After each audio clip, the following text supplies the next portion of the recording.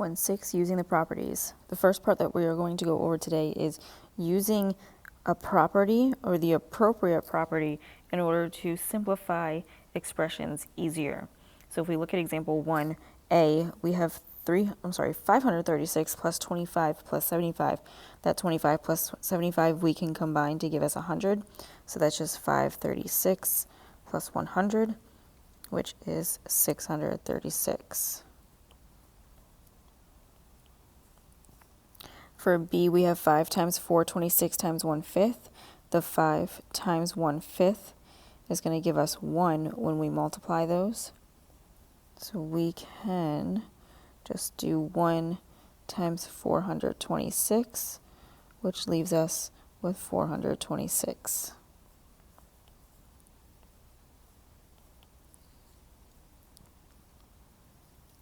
For c, we have 7 times 45 plus 3 times 45. Because there's this multiplication of this 45, it's like you had 7 plus 3 being multiplied by the 45. So we are going to factor out that 45 and just have 45 times 7 plus 3. We can do what's in those parentheses and add the 7 and the 3 to get 10. So that's just 45 times 10, which is 450.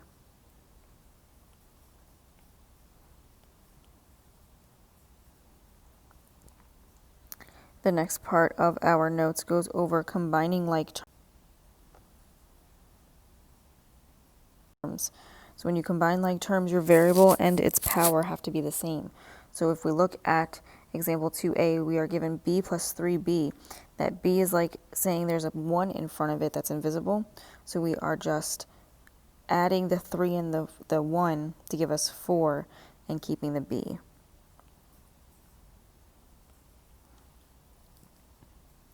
For b, we have 5x squared minus 7x squared. Our variable is the same, their powers are the same, so we can combine their coefficients and do the 5 minus 7, which gives us negative 2x squared.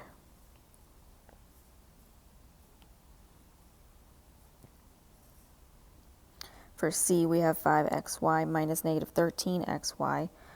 Your two terms are the same, but you first have to simplify those two negatives next to each other, so they become positives. So this is just 5xy plus 13xy. Same power, same variables, so add the 13 and the 5. That gives us 8xy.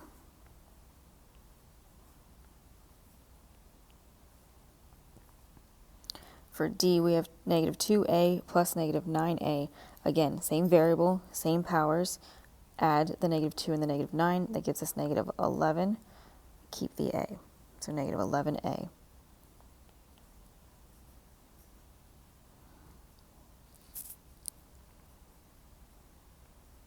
For our next part, we are multiplying these terms. So for 3a, we have negative 5 times 6x. The negative 5 times 6 is negative 30, times the x is just negative 30x. For b, we have a negative 3a times negative 8a. A negative times a negative is a positive, so this is the same thing as saying positive 3a times positive 8a. 3 times 8 is 24. A times a is a squared, so that's 24a squared.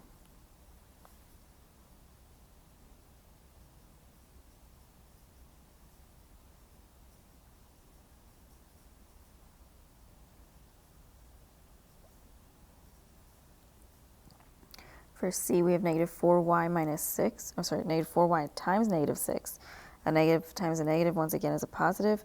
So that's 4y times 6, which is just 24y. And then for d, we have negative 5a times b over 5. The negative 5a times b over 5 is negative 5ab over 5. The negative 5 over 5 simplifies to be negative 1, so that's just negative ab.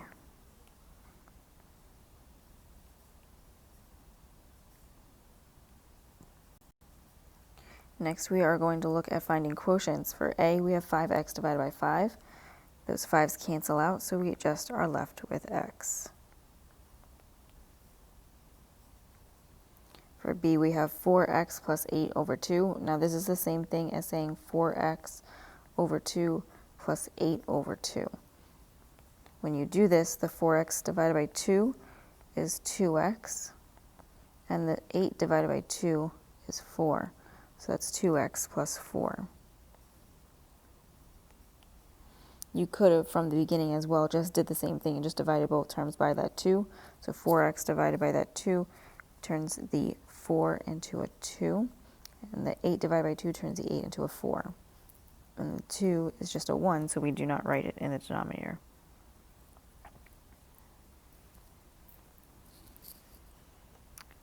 With your next part, we are just simplifying these expressions.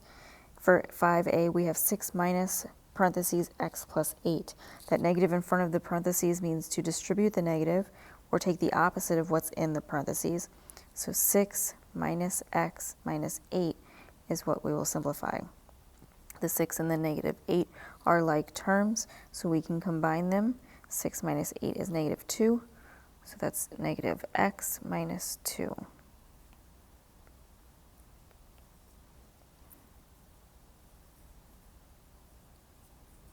For b, we have 4x minus 6 minus parentheses 7x minus 4.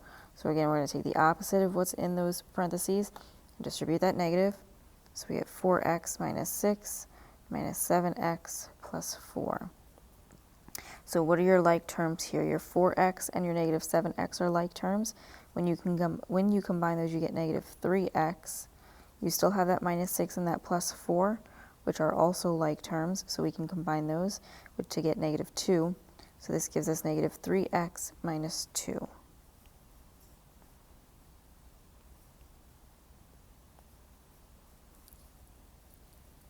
For c, we have 3x minus parentheses negative x plus 7.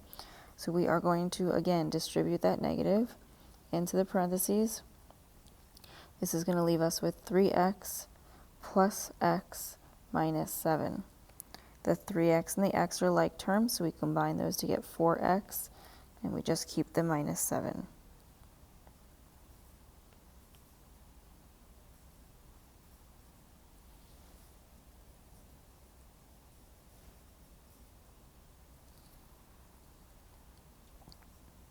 For 6, it tells you to simplify for a, negative 5x plus 7 plus 2x minus 9. So we have an addition problem here. We're just going to get rid of those parentheses and then combine our like terms. So to start with, our like terms are that negative 5x and the 2x. That gives us negative 3x when we combine it. You keep the plus 7 and the minus 9.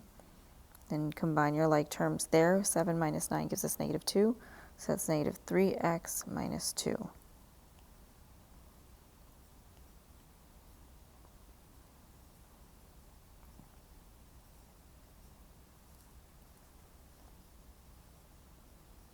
For b, we have negative 4x plus 7 plus 3 times 2 minus 5x. Distribute the 3. From here, we are going to have negative 4x plus 7x plus 6 minus 15x. You can start by taking the negative 4x and the 7x and combining them. You get 3x plus 6 minus 15x. Then you have the 3x and the negative 15x to combine. That gives you negative 12x plus 6. You do not have any other like terms to combine, so you are done there.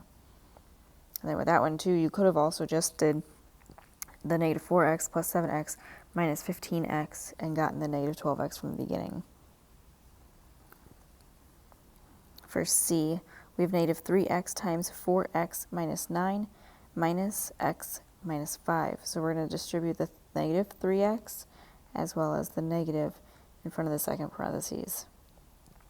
So this is going to give us negative 12x plus 27x, this negative 12x squared plus 27x minus x plus 5. So our like terms that we have here are the 27x and then minus x. So this is leaving us with negative 12x squared plus 26x plus 5.